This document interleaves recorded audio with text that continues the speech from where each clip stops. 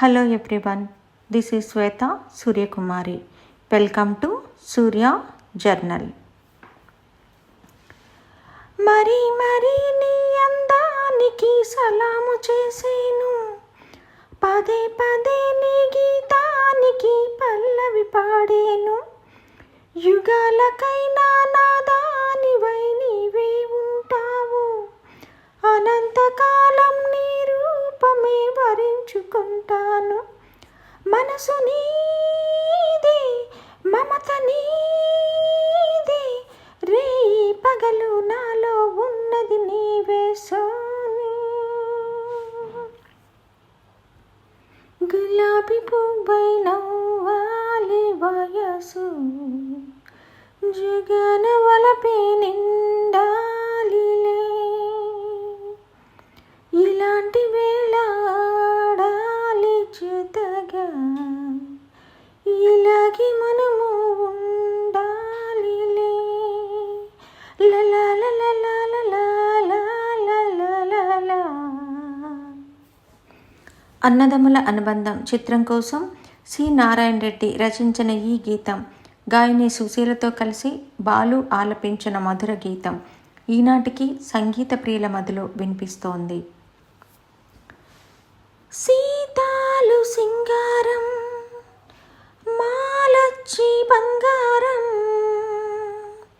సీతామాలచ్చి మంటే శ్రీలచ్చి మవతారం. సీతాలు సింగారం, మాలచ్చి బంగారం, సీతామాలచ్చి మంటే శ్రీలచ్చి మవతారం. సీతా మహాలక్ష్మి చిత్రం కోసం వేటూరి రచించిన ఈ గీతాన్ని గాయని సుశీలతో కలిసి ఆలపించిన బాలు అమృత గాత్రం విశ్వమంతా పరిమళిస్తోంది. అందానికి అందం ఈ పుత్తడి బొమ్మ, అందరికీ అందనిది పూచిన కొమ్మ. అందానికి అందం ఈ పుత్తడి బొమ్మ, అందరికీ అందనిది పూచిన కొమ్మ. పుత్తడి బొమ్మ, పూచిన కొమ్మ.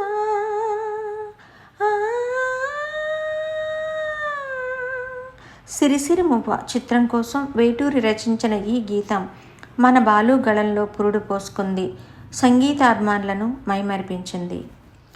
బాలు గళంలో ఎవరి కోసం గీతం ఆలపిస్తారో వారి గొంతులాగే పాట వినిపిస్తుంది. ఆయా హీరోలకు తగిన విధంగా గాత్రం మార్చుకుంటూ సాహిత్యంలో ఒదిగి అమృత ధారలు కురిపించిన బాలసుబ్రహ్మణ్యం మరణం సంగీతాభిమానుల గుండెల్లో తీరని శోకం మిగిల్చింది. బాలు లేరు అనే నిజం ఈనాటికి ప్రశ్నార్థకంగానే అనిపిస్తుంది. ఎస్పి బాలు ఈ పేరు తెలియని వ్యక్తులు విశ్వంలో ఎవ్వరూ ఉండరు. సంగీత ప్రపంచంలో తిరుగులేని నామం శ్రీపతి పండితారాజ్యుల బాలసుబ్రహ్మణ్యం. అందరూ ముద్దుగా బాలు అని పిలుచుకుంటారు. బాలు లేరు అనే నిజం నమ్మశక్యం కాదు. ప్రతి ఇంట ఆయన గీతాలు వినిపిస్తూనే ఉంటాయి.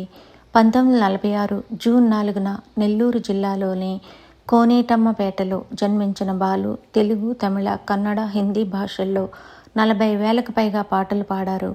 1966లో పద్మనాభం నిర్మించిన మర్యాద రామన్న చిత్రంతో సినీ గాయకుడిగా ఆయన ప్రస్థానం మొదలైంది. అతి తక్కువ కాలంలోనే అవకాశాలు వరించడంతో తెలుగు, తమిళ చిత్రాల్లో ఎక్కువగా పాడారు. సంగీతమే ప్రాణంగా జీవించిన బాలు తన పిల్లలకు సైతం చరణ్, పల్లవి అంటూ సంగీతంపై తన అభిమానాన్ని చాటుకున్నారు. కేవలం గాయకుడు మాత్రమే కాదు, నటుడిగాను ప్రేక్షకులను ఆకట్టుకున్నారు. 1969లో మొదటిసారిగా నటుడిగా కనిపించిన బాలు తర్వాత కాలంలో అనేక తమిళ, తెలుగు చిత్రాల్లో నటించారు. ప్రేమ, ప్రేమికుడు, పవిత్ర బంధం, ఆరో ప్రాణం, రక్షకుడు, దీర్ఘ సుమంగళి భవ చిత్రాల్లో సహాయ నటుడిగా కనిపించిన బాలు మిథునం చిత్రంలో సీనియర్ నటి లక్ష్మితో కలిసి పూర్తి స్థాయిలో హీరోగా నటించారు. మిథునం ఓ చిత్రం, ఓ అద్భుత కళాఖండం.